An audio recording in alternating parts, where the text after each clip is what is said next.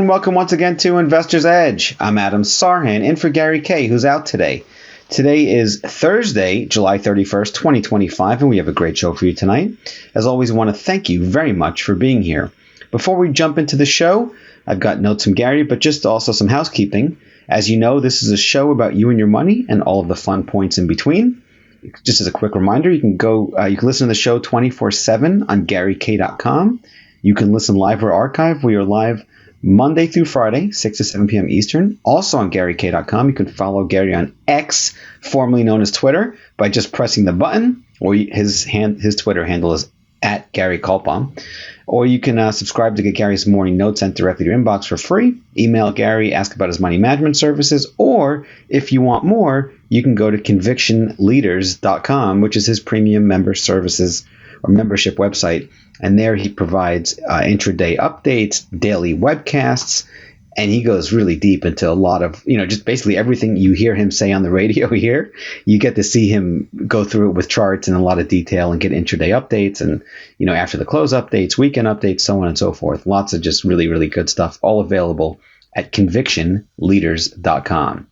All right, so notes from Gary. Yesterday on radio, Gary said that he thought the broad market was narrowing and more areas starting to give away and break support and the moving averages. And he highlighted the transportation stocks. Ticker symbol there is IYT. Let's see, we got some more of that today, meaning today's action.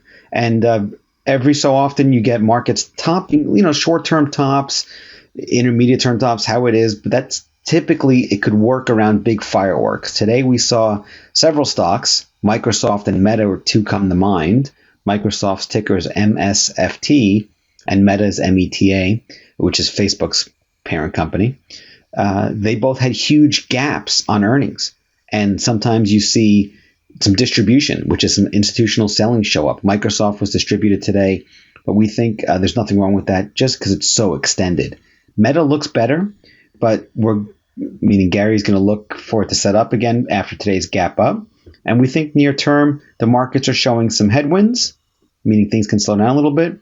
We have been told that August and September are often very tough months. We don't necessarily believe in that, but we always keep that in mind as we move forward.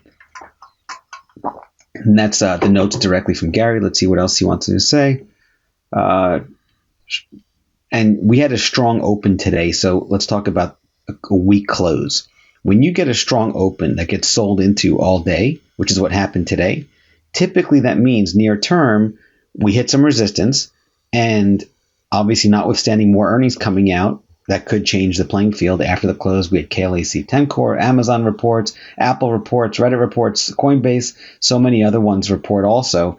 And then of course tomorrow morning we have the always fun jobs report. But near term, the market's very extended, and it appears that the market's, in pullback mode, which is normal and healthy as long as it's a short and, a small pullback in both size and scope. And what I like to see there is size and scope are basically, pulling back. Size is a small percent decline, which I'll talk about all this in greater detail. And then scope is a short duration. Doesn't last long. Those are all the notes from Gary, by the way. So let's talk about the market. What happened today, right? So the Dow closed down 330 points, closed at 44,131. The S&P 500 down 23 points to 6339 is where it closed. And the NASDAQ Composite closed down 7 points, 21,122. Now, closing down 7 points is no big deal in the NASDAQ, right? Well, normally on any given day, a 7-point down day in the NASDAQ is no big deal. But when you look at how much higher it was intraday and that you reversed and closed in the lower half of the range, and today was a distribution day, meaning volume was heavier than the prior session, and we're so extended, a little bit more than just down 7 points. The high today was 21,457. The low was 21,078. That's a 400-point spread in the NASDAQ Composite, right? So, yes, it was down 7 points, but from where? It's all context, people. I mean, that's really what it comes down to. It's all, putting things in the proper perspective. I heard one time a difference between a point of view and a perspective. The point of view was how I look at something. A perspective is how the other person looks at it and how I look at it. So you can look at it from a different perspective or a different point of view. You can go deeper into it, but it was just one guy trying to make sense of the difference between point of view and perspective. And that's with the market all day long, right? The markets can do what the market wants to do. Just about everybody that's looking at the market looks at the same data. Dow's up, Dow's down, NASDAQ up, NASDAQ down. The difference is what we do with the data, right? How we interpret the data and then our actions based on that data. So we had a big negative reversal today. Again, not the end of the world, but we'll look to see if we get more distribution. Markets don't go straight up. Another thing to keep in mind. It's normal and it's healthy to see markets pull back. And the idea is to get small, shallow pullbacks in both size and scope. The good news is today's the end of the month. For the month, this is the fourth up month in a row for the market. We broke out last month in June to new all-time highs in the NASDAQ, and we followed through even higher this month. And we closed in the upper half of the range. Ditto for the S&P 500. This is the third month up in a row, for the S&P 500. April was the upper half of the range, but just closed down a little bit. But you broke out to a new all-time high and closed in the upper half, middle to upper half of the range in the S&P 500. Predominantly, folks, this is the end of the month, so I'll do a lot of end of month review after I'm done with just today's action and setting the stage for near-term pullbacks throughout the rest of the show. But typically, when you see, markets don't go straight up, they pull back. And those pullbacks, you want to see them pull into the 21-day moving average or pull into the 50-day moving average. And those are the next two levels of support to watch for the NASDAQ and the S&P 500. Really, just that simple. As long as we're above those two levels, okay, we've got some room to go, right? And of course, depending on earnings, and we've got a lot of news coming out and jobs report tomorrow, so on and so forth. But for now, the market's earned the right to pause and catch its breath, take a breather. Again, those pullbacks are size and scope. Size is a small percent decline, anything low single digits, down 2% from a high, down 4 or 5%, single digits, 7, 8% from a high. That's a pullback. 10 to 19% is a correction, and then over 20 is considered a bear market, typically for Wall Street, labels. For me, this is a pullback. It's day one of a potential pullback. We don't even know yet. Let's give it some time, but just understand the market's so extended, right? That's the key. So and by the way, pullbacks, light, shallow pullbacks in size and scope, where they're short in size, like a percent decline, meaning it's single digits, small, low single digit percent declines, and they don't last long. That's a duration side of it, size and scope. Those are healthy. You want to see 3, 4, 5% pullbacks into moving averages on light volume and then see them bounce and go on to new highs again. It gives the market and individual stocks too a chance to pause, catch their breath, set up again, build new bases, shake out the weaker hands and let the buyers show up again and defend the market. And we've seen that. Since this rally began in April, you've seen the NASDAQ, you can look at the QQQ, really hug the 21-day. You've had some pullbacks along the way. One time in June, it pulled into the 21-day, and that was about it.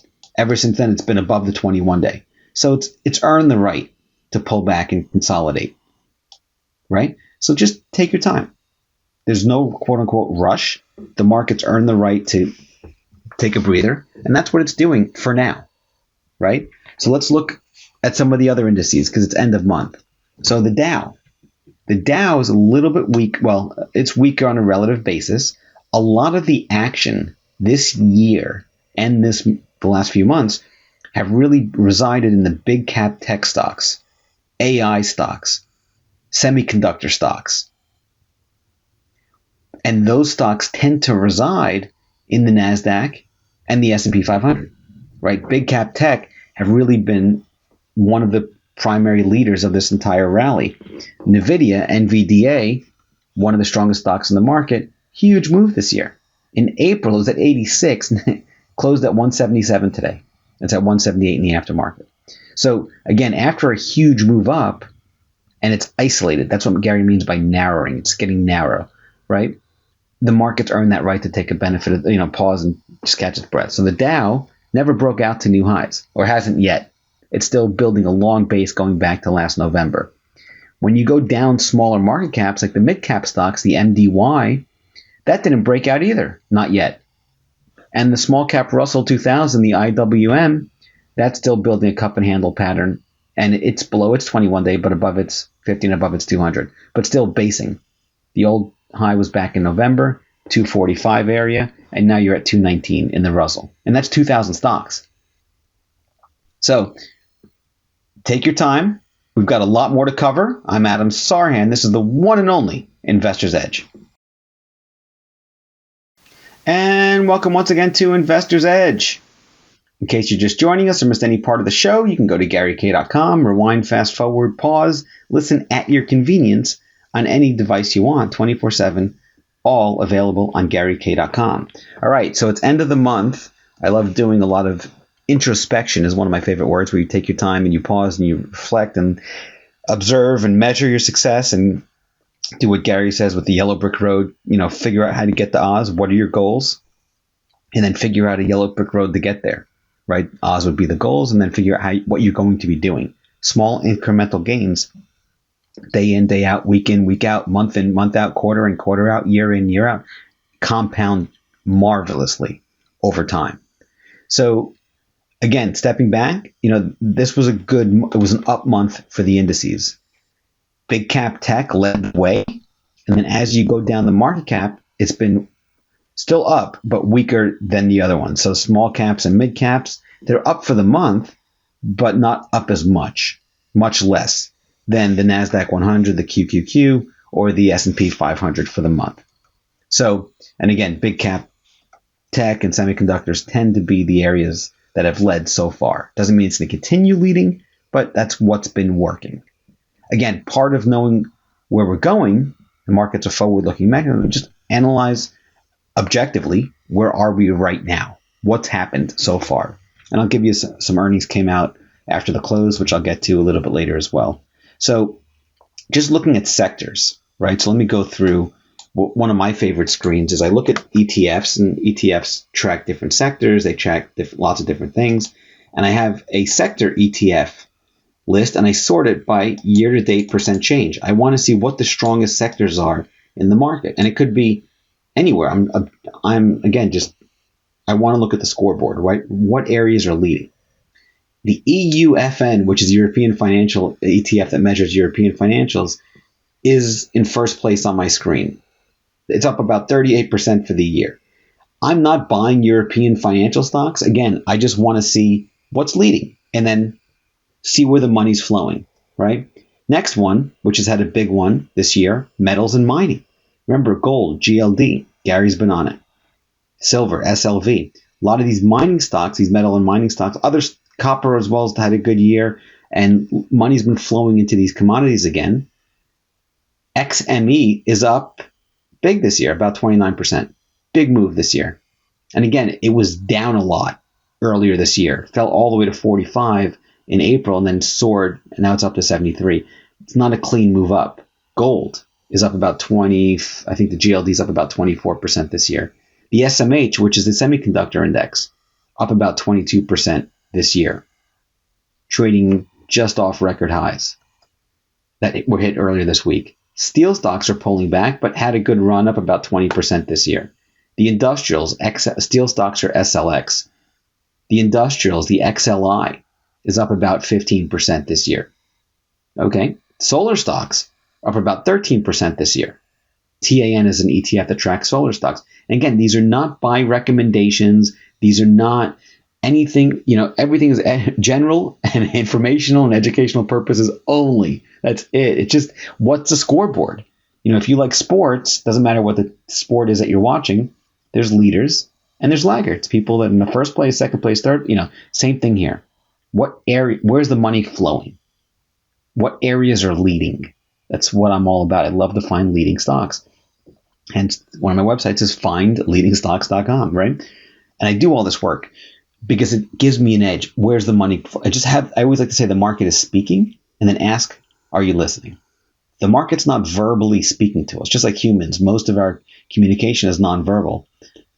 The market's not talking in verbal terms, but if you learn how to listen to it, and get in sync with it, or get in harmony with it. It's my way of saying, instead of harmony, it's harmony with the market. You can pick up on cues, right?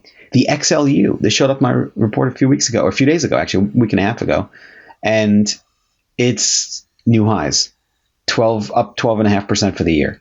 The financials, XLF, up about 9% for the year. The material stocks, XLB, selling off the last few days, up about 5% for the year.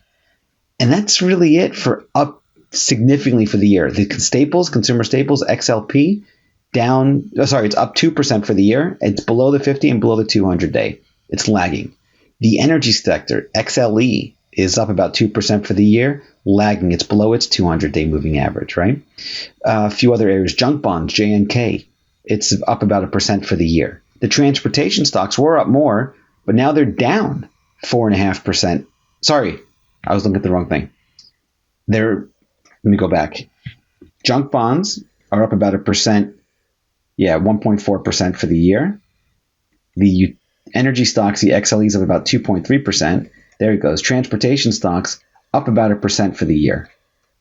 Then the small regional banks, KRE, selling off a little bit. Again, remember those small cap stocks I told you the Russell's underperforming.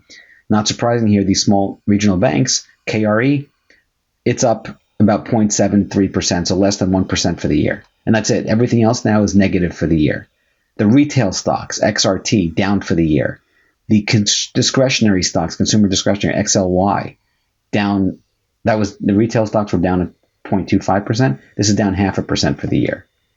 Housing stocks down 1.5% for the year. The XHB is down 1.5% for the year. The XOP and oil and gas exploration stocks down. What is that? Let's see. Down about 2% for the year. The XLV, which is healthcare stocks, down about 2.5% for the year. The biotech stocks down about 4% for the year. Let's see here. OIH, oil services, down about 8.4% for the year. And that's about it. So you've got leading areas, like the semiconductors, and you got lagging areas that I want to stay away from, like energy. It's just not working right now. Doesn't mean it won't work in the future. Just right now, areas that I'm avoiding.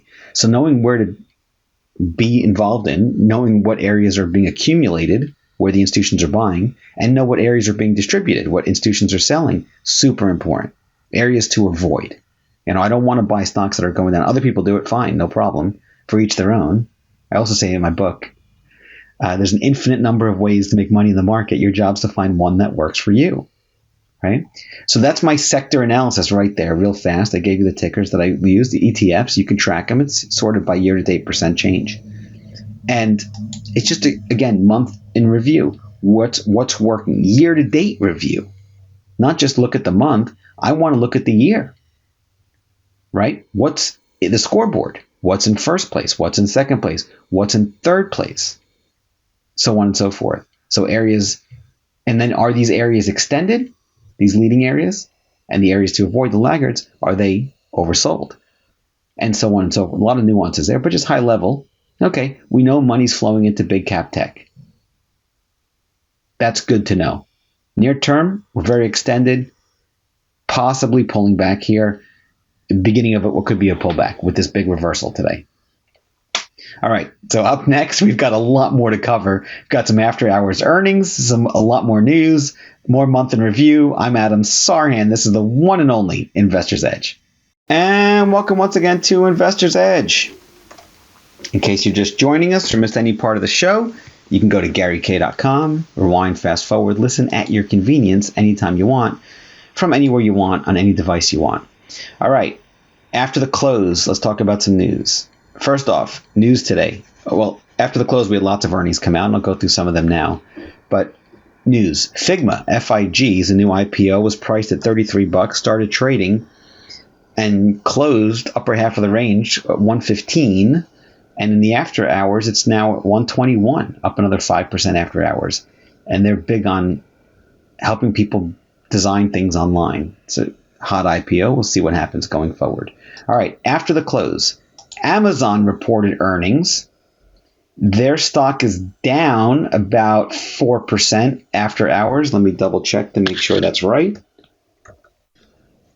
Yep, but down about 3.8%. After reporting earnings, let's see what happened here. Amazon's gloomy earnings forecast overshadows better than expected results. All right, so guidance. Market didn't like guidance. All right, it happens. Right? Apple's going to report. They haven't reported yet. Let's see some other ones. Coinbase, C-O-I-N, or Amazon is A-M-Z-N. Coinbase, down 7.5%, closed at 377. It's trading in the aftermarket at 348 right now. And they're down after reporting earnings. I'm going to speak about what I look for during earnings season in a few minutes because it's really important as you go through these stocks. You ask yourself, oh, okay, what happened? What's happening with the market? What matters, right? And what are institutional investors, the professional ones, looking for? So Cloudflare, NET is a ticker. It's up about 7.3% after hours. Closed at 207, is trading at 222 right now, 222 in the aftermarket, 223, right thereabouts. Big move up. What we're looking for, folks, there's three things I look for. Number one, the reaction to the numbers, my most important variable. Why? Because the earnings, by definition, rear view mirror phenomenon. Oh, I earned $1 last quarter. I earned $10 last, whatever the numbers are. Tells you what happened last quarter. The market, by design, is a forward-looking mechanism. And a forward-looking mechanism, it's pricing in what's 6, 9, 12 months out, right? So the data matters, but the reaction to that news matters a lot more. So when I see a stock, like today, for example, you can look at ticker symbol RACE, R-A-C-E, Ferrari, gap down 11% on monstrous volume. That's no bueno. That's not good. Average volume for RACE is 316,000 shares. Today, you had 2.3 million. So instead of 300,000 shares, you had over 2 million shares. And the stock's down 11%. And a little love tap here to make matters even worse for anyone that bought this thing recently. It just broke out of a really nice base just a few days ago, 6, 7, 8, 9 days ago. And it was looking really good coming into earnings. By the way, another reason why I don't really hold stocks unless if I have a big enough cushion going into earnings. 10% or more at least, if not 20%. But 10% or more is typically my threshold. Will I hold a stock if I'm less than a 10% cushion? Sure, but it's rare. For me, I like to have a cushion in the event it does this, right? Because if I was up 10% coming into earnings and it goes down 11, all right, I'm okay. I lost a little bit, 1%, no big deal. 2%, no big, depending on the gap. But when you see, on the other hand, something like eBay, Microsoft gapped up today, Meta gapped up today after reporting earnings Wednesday after the close, but eBay, another one, gaps up 18% today, hits an all-time high on monster volume. Average volume for eBay is 5.3 million shares. Today was almost 20 million, and the stock's up 18%, all-time highs. Folks, that's the breakaway gap. It's exactly what I'm looking for when I look at earnings. That's the reaction to the news. That's number one. Is it big gap up, big gap down, or what happens? Or is it a snooze fest? Nothing happens. Step two, or the next thing I look at, what were the numbers, sales and earnings, this year compared to the same period last year? So for eBay, for example, they earned $1.37 this year, that quarter that ended June 30th. The same period, quarter ending June 30th, 2024, they earned $1.18. So 137 this year, 118 last year, growth of 16% earnings. And sales grew by 6%. Stock is up 18% of the news, right? So the first thing I want to look at is the reaction. Second thing is, what are the actual numbers? Did they grow year over year? Remember, you want to compare apples to apples. I'll get to Apple in a second here because the numbers are just coming out now. Oh, no, not yet. Sorry. The stock's up a little bit, about 0.8%, but the results are coming out in a few minutes. When you look at the numbers year over year, you're comparing the second quarter of 2025 to the second quarter of 2024. Why? Because the fourth quarter tends to be a strong quarter for retail, but the first quarter is a weak quarter. So it's not accurate to compare Q1 to Q4 for retail stocks, right? Same is true for other stocks and other industries. I want to look at this quarter, same period, this year versus the same period last year and look for year-over-year growth. That makes sense? So Q1 of 25 compared to Q1 of 24, Q2 25, Q2 24, so on and so forth. Sales, earnings. Did we get growth? Not growth. Third thing I look for, guidance. Actually, I'll give you 4 things. I said 3, here's 4. What is the company bullish on its own future? Management? Are they bullish or are they not? Or are they bearish? That matters. Why? Because if the company's bearish on its own future, why would investors be bullish on it? That's big. Next thing I look at is, did they beat estimates? Right? I'm going to give you actually 5. They beat estimates. Or do they miss estimates? So reaction to numbers, first thing I look at is numbers year over year, growth or no growth. Estimates, guidance. Did they beat estimates? They have guidance. Those are 4 things so far. Oh, there's Apple's numbers. And then the 5th thing I look for, it's just something that I like to see. It's what did the stock do with respect to other stocks and its peers and the market's reaction. All right, those are 5 big things I look for. In other words, are all retail stocks doing well? Are all semiconductor stocks doing well? Are they all doing bad? So on and so forth. AI stocks, a lot of them gapping up, gapping down. I try to connect the dots that way. But the 4 big things, it's the reaction to the news. You can write it down if you want. The numbers year over year. Did it beat earnings estimates? Did it raise guidance? And then guidance. Raise guidance, lower guidance. They bullish or bearish about their future, so on and so forth. All right, Apple. Apple's earnings are out. Apple is up 1.3% as of right now, up almost 2% now. It's very fluid because the numbers just came out. And they said greater China revenue, 15.37 billion versus 15.19 billion was the estimate. All right, that's a big piece of it. Let's see, it's up 1.6% now, so it's selling off a little bit. We'll see. 1.8%, so it's steady. It's up about 2%. Yeah, it's steady at 2%. I'll dive in deeper. The numbers just broke. Apple 3. Okay, iPhone revenue was 44.58 billion. Estimates was 40 billion. All right, looks like the numbers beat and the stock's up a little bit. That should bode well for the market. It's up about 2.5% now. So we'll see. Again, putting the pieces of the puzzle together. Super important. Other stocks that reported after the close today. Reddit's up big. You've got MSTR, which is MicroStrategy. They're big on Bitcoin. They're up about 1%, 1.33%.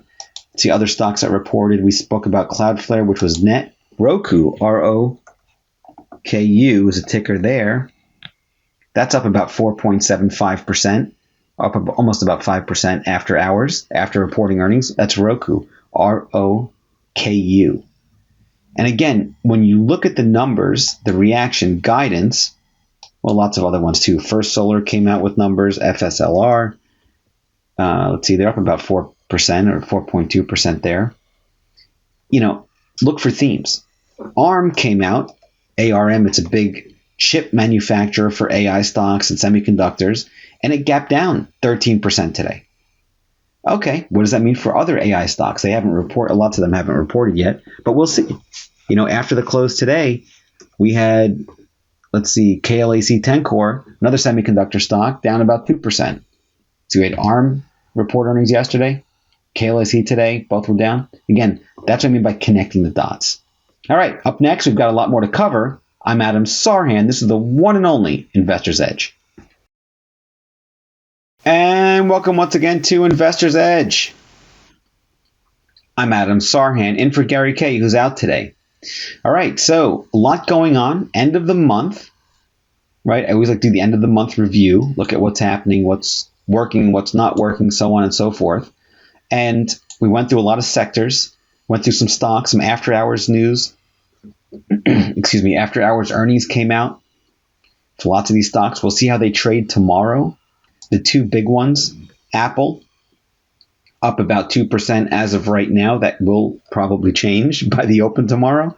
And then Amazon's down about 3%. Lots of times, folks, these after hours numbers, it's a thinner market, so they can vary greatly. But the market's extended. We saw a big negative reversal today. The NASDAQ at the high was up much more, closed lower half of the range on heavier volume, so it was a distribution day. Some of these stocks, again, looking at the reaction to earnings, some of these leading stocks that have been leading so far got hit this earnings season. Not all of them, but some of them. Netflix, as an example, back in April, bottomed at 821, jumped to 1341 by the end of June. Then it reported earnings, and it's just been drifting lower since. Closed today at 1159. The high was 1341. Spotify, SPOT, another big leader. This guy gapped down on earnings. He was at 475 back in April, rallied up to 785 at the end of June, and then it's just been slowly pulling back as well. Broke the 50-day moving average, and then gapped down after reporting earnings a few days ago, and now he's at 626, and the high was 785. He was a leader, but broke the 50. Race, RACE, gapped down big today. Was somewhat of a leader. Had a good breakout from a few days ago, and then just got walloped. So again, take your time, find those leaders, and you can go through them. One of the things that I like to do a lot, I just go on price, look at movers that are up and sort it by price change, like percent change, and find out where the big money's flowing. Like today, NEGG, Newegg Commerce, stock that went from $3 to $63 since April. Somebody's in there buying it. It's not me. They lose money. It's an IT company. They provide online retail services enabling customers to buy IT computer components, consumer electronics. I think it's like this used to be one of the, I forget what they used to be called, but they sell computer parts like RAM and, laptops, stuff like that. Anyway, stock has a huge move. This could be one of those short sale ones, the meme stocks that were popular just recently. I'm not sure about that, but all I know, just looking for big movers, right? And I'm not buying this stock up here at 63 when just a week and a half ago it was in the 30s. Things yesterday gaps down. Let's see here. 20% yesterday and then rallies 41% today. Something's going on there that's not normal. I just stay away. But I want to find leaders. I want to just see where the money's flowing. And 99% of the time, Warren Buffett talks about this circle of competence. 99% of the time, I say no. Know your area of competence. And if it's not in your area of competence or your area of expertise, no. Just master the art of saying no. It's liberating. It's a superpower. I look at hundreds of stocks, if not thousands of stocks every week. No. Oh, that's a good one. But it's so rare. When I buy a house, I don't buy houses often, but over the decades, I've bought several houses and sold them, bought them, and I own a few houses. And when I buy a house, I might take a year before I actually pull the trigger. I'll look at 50 houses, 40 houses. No. Find a diamond in the rough. Oh, okay, then yes. But vast majority of houses I'm looking for, the answer is no. And that's okay. I'm waiting for the right criteria. Next one that was up big today, Applied Digital, APLD, up 31%, big gap up today, on earnings. FRGE, Forge Global, this guy's a thinner trader, but up 30% today, broke out of a base. American Superconductor, AMSC, this guy was up 29% today, big, huge gap up. Wasn't a breakout, it broke out a while ago above $37 or $38. Now it's all the way up to $56, but huge move up. PI, another stock was up big today, 26%. RSI, huge move today, up 25% on monstrous volume. Average volume is 1.2 million shares. This guy was up about 11 million shares. Average volume is 1.2. So clearly that shows you that big institutions are in there buying. And again, I'm not going to buy that RSI. It's too extended for me, but that's okay. At least I know where the money's flowing. CGNX, up 20% today. I'm not buying it. That's okay. MOD. It takes me 2 minutes to scroll through these things. I just look at the, stocks that move more than 2% for the day, up, like, the highest movers all the way down to about 1 or 2% depending on the day. If it's a quiet day, different. But if it's a big swing day like today, I want to and the market's down, I want to find the stocks that were up, and the stocks that were up on volume. MOD, another one, up 18%. Again, there's no buy recommendations. Just showing myself where the volume and price. Where's the price? Where's the money moving? MOD, 4.5 million shares today. Average volume of 1 million shares. Earnings, the EPS rating from Investors Business Daily is 99. Composite rating is 94. Looks great. eBay, huge gap up. Spoke about that. Average volume 5.3 million shares, gaps up on almost 20 million shares today, to a new all-time high on earnings. CHRW up 18%, huge move, and breaks out on volume. Carvana reports earnings, gaps up. CVNA is a ticker there, up 17%, almost 11 million shares. Average volume is 3 million shares. Shows you, like Gary says, it's not Aunt Mary and Uncle Bob doing the buying. Earnings are up 814% year over year. Sales are up 42%. I didn't buy this today, but at least I want to know, I want to see it. And it's easy. It's free. You can just sort by stocks that are up. The biggest percent movers for the day. Let's see, what else? INDV, another one that jumped out at me. Up 16% today. Big gap up on earnings. Earnings were only up 6%. Stock gapped up. ALNY, biotech company. Earnings were down 43%. And the stock was up 15%. Does RNA stuff or whatever they do. But we're running out of time. End of the month. Market's extended. I'm expecting a little bit of a pullback here. Want to thank everybody for listening. I believe Gary will be back tomorrow. As always, this is a pleasure. And I'll speak to everybody again soon.